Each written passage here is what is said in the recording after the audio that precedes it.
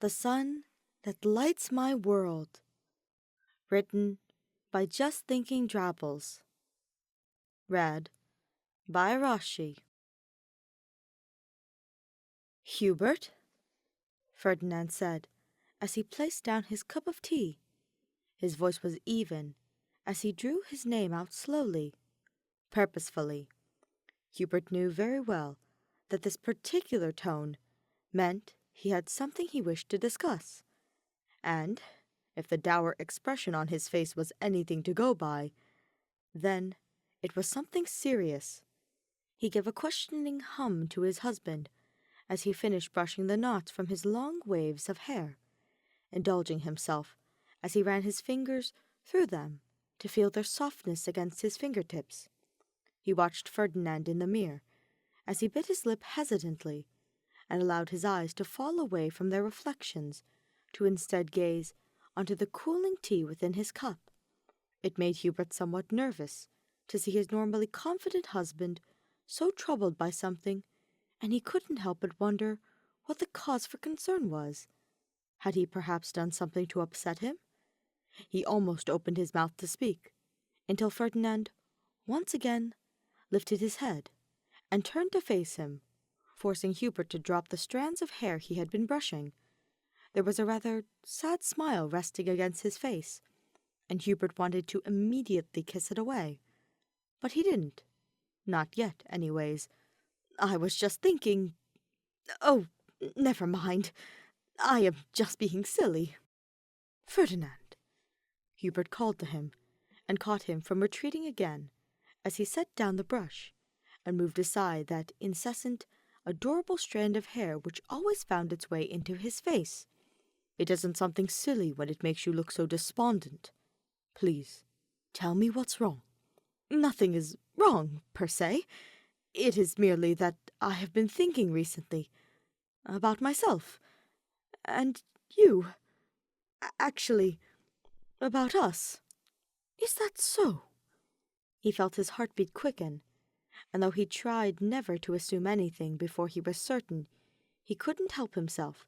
As his mind ran rampant with dark thoughts, he wondered if perhaps Ferdinand had grown tired of him, or was finally starting to see that he really was nothing more than a monster disguised as a man. Maybe he had finally come to his senses and decided to leave Hubert for someone more worthy of him. He bit his lip to chase away the unwelcome concerns which caused his mind to spiral, and did his best to breathe as he reminded himself that Ferdinand loved him and would never say nor think such cruel things, even if Hubert himself felt that they were true. He heard Ferdinand sigh, felt him lean into the hand that still rested against his cheek, as he placed his own hand against Hubert's. Then, in perhaps the softest voice he had ever heard from the man, he said, "Indeed, I am thinking about us and our future. I wondered if... my love, you will always remember me. Will you not?" What? Hubert's mouth felt suddenly dry at hearing the question. He looked at Ferdinand's amber gaze and saw a sort of sadness he had not seen a moment ago. Even as he smiled, there were tears pooling at the edges of his beautiful, bright eyes, and Hubert quickly brought his thumb across them to wipe them away. Despite their years together, he was still not good with condolences, but he always attempted to do his best when it came to his husband. "Ferdy, my light, of course I will always remember you. Nothing in the world would ever make me forget someone as wonderful and kind as you." "Truly?" "Of course," Hubert replied, as he wrapped Ferdinand in his arms and pulled him into an embrace. It took a moment for his husband to do the same, but as Ferdinand hugged him in return, he felt the tears that he had seen gathering in his eyes fall against his shirt. He didn't mind, though, and simply held him close as he cried. As he did, he ran his fingers through his soft strands of hair once more, in hopes that it might bring him some sort of comfort. He cursed the fact that he was not well versed in cheering people up the way Dorothea was, or that he couldn't make anyone laugh with silly antics to chase away their tears like Caspar. It hurt to see Ferdinand so upset, and it was only made worse by the fact that he could do little to make him feel better.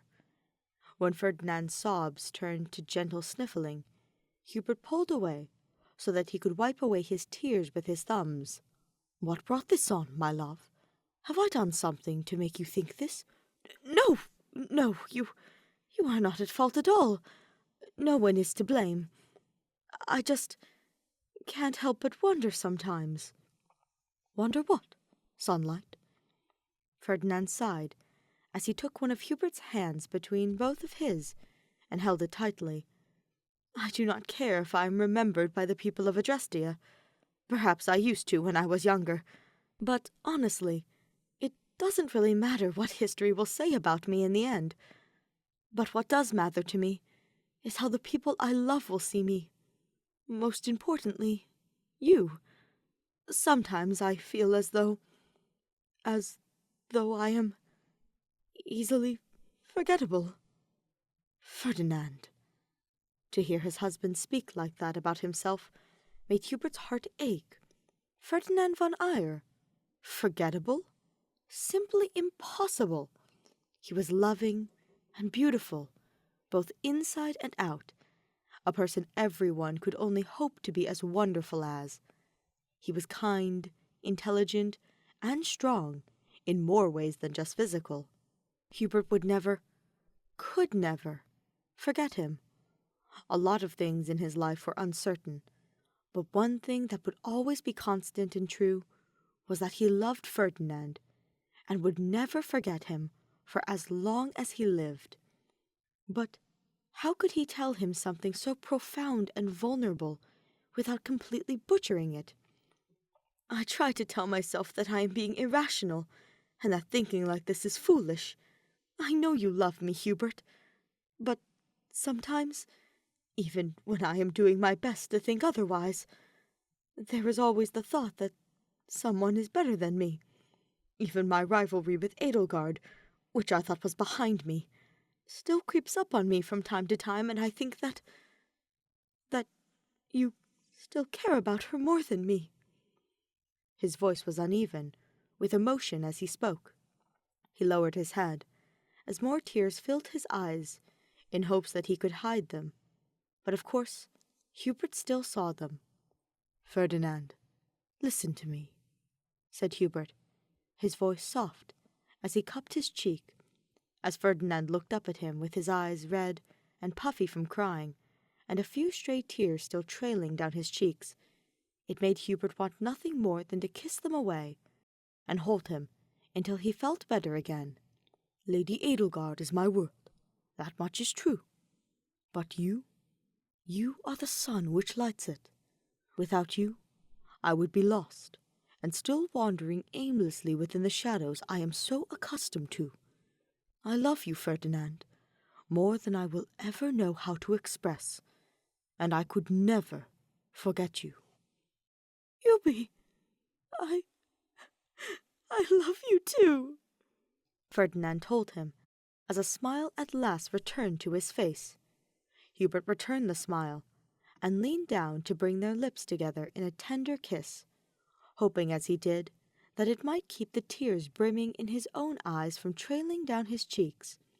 Ferdinand kissed him in return, hesitantly at first, but he soon deepened it as he pulled him close and held him tight, as though, if he didn't, Hubert would somehow vanish from his sight.